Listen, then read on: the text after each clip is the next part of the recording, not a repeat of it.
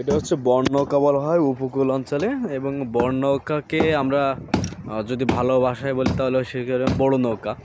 সুন্দরবনে যে গোলপাতা আছে, এই গোলপাতা বছরে এই নির্দিষ্ট সময়ে পাস দেয় বন বিভাগ থেকে। 2 মাসের জন্য গোলপাতা কাটার জন্য পাস দেয়। এই এখন কারিগররা মিস্ত্রিরা ব্যস্ত এই আপনার পুরনো বড় নৌকা সারাই করার জন্য, পুরনো নৌকা সারাই করতেছে। এবং 2 মাসে একটা নৌকা সুন্দরবনে 2বার যেতে পারেন, এবং 2বার হ্যাঁ 2বার যেয়ে সেখান থেকে তারা গোলপাতা সংগ্রহ করতে পারে। কাকা নৌকার কোন বিষয়গুলো সারাই করতেছেন এখন, কোন অংশগুলো?